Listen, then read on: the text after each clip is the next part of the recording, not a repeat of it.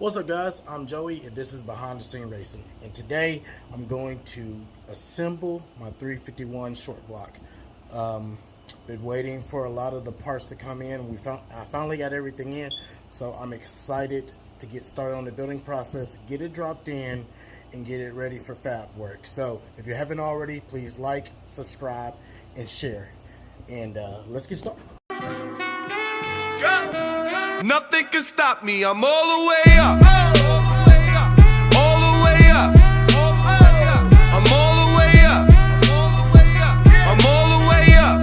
Nothing can stop me, I'm all the way up. Show it what you want, show it what you need. Alright, guys, well, first I want to start off by saying I am no expert. I built a few of these, about 3. The first engine I built blew up. Second one, it didn't blow up, but it didn't go all that great.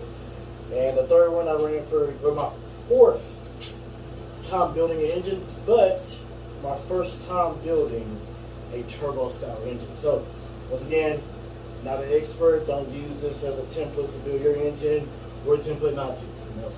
So let's get started.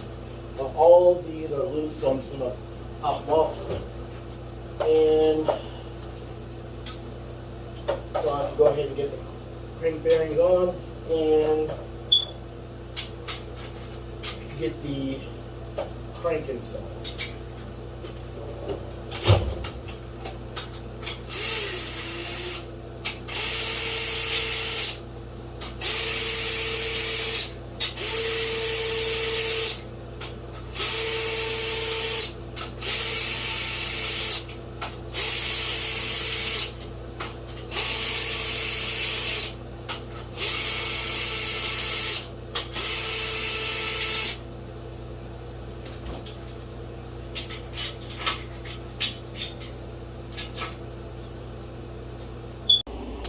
Okay, so I got the bearing set in there, and as you can see, I put a little light coat of engine assembly oil on all the bearings. That way, on the first initial start when it's building oil pressure, I don't scar the crank or the bearings or anything. I made sure that I kept it out of the oil journals as best as I could, but every time I've done it, I've never had any issues with oiling problem on the first initial jump. So got that going. So now I'm about to install the crank. All right, got the crank over on the set in there. It's been pretty good. Now this is the same crank that came out of the engine, so I don't have to do any checking for clearance or anything like that. I know it fits. Only thing I did was clean the engine up and balance the crank for the new rods and pistons. So I didn't do anything crazy, so should just have to install the caps, torque them down to spec, and get ready to start installing the rods. Real quick side note before I start installing the caps, as you can see, there's 2 grooves. Let me see. There's 2 grooves where the bearings can sit over into. I got it in the middle because if you put it on the outside groove, the one on the left, it'll push the bearing out past the rod or past the main cap, and nothing. You don't want that. So got it dead in the center, and I'm gonna install a light coat of engine assembly oil, and I'm gonna get them installed. Okay, so I'm getting ready to install all 8 pistons. Now this rod is number 4, so I'm going to install it in number 4. But before I do, I want to show you guys the ring compressor I use.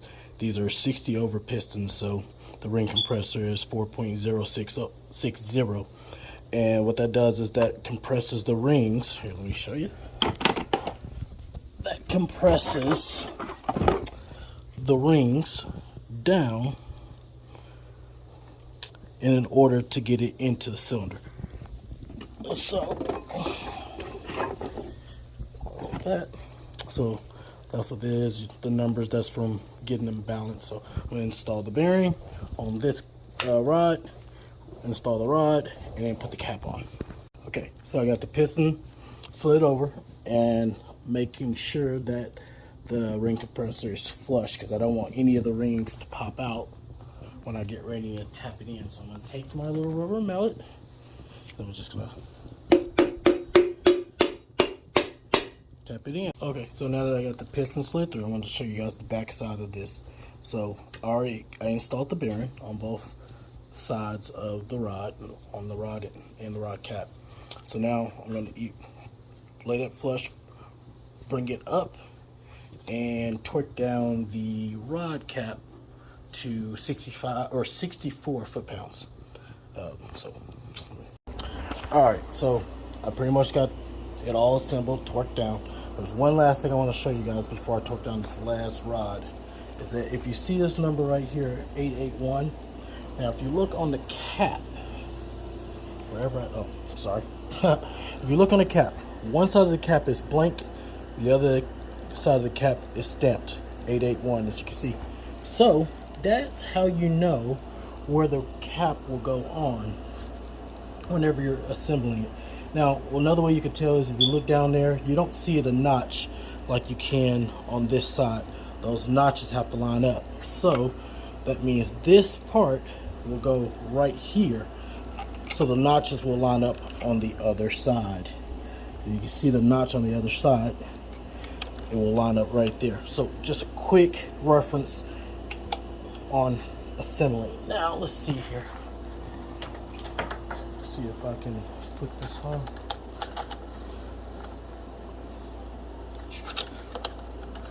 I'm just gonna run it up with the electric impact.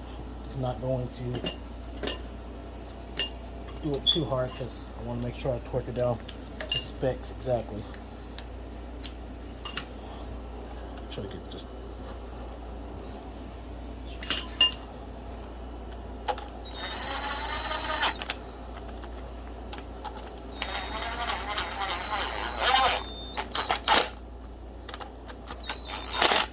Okay. Now I'm going to torque it down to 64 foot-pounds, which is what was recommended on the box. So run it down gently. Now normally you don't want to ratchet these torque wrenches, but oh well. So, hit the click, done. Understood. Done. All right. Now the bottom end is assembled.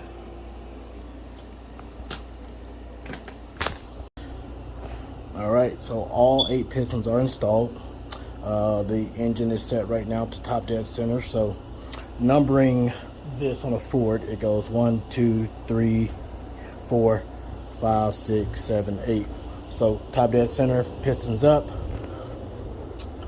If you can see the marks, I gotta turn it a little bit more, but the marks are lined up on the sprocket. You know, if I give it a little bit more of a turn.